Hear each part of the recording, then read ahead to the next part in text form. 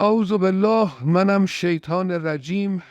سالی که گذشت سال فشارهای ارتحال آور بود. سال ضرباتی که شد کوبیده به فرق سر من پوسیده و این یارو پوزیده. حالا من موندم و یه مشت بسیجی شوتیده با همین عبای پوسیده. آقا ما تا اومدیم بشینیم یه دودی بگیریم بذاریم 2 تا بست، یهو دیدیم رفتیم سال 60. تا به خودمون جنبیدیم دیدیم هرچی نیابتی بود پخش و پلا شد. بابا من ننه مرده یه تیم فوتبال نیابتی داشتم، یهو همه با هم اخراج شدن، خودم موندم و دروازه خالی.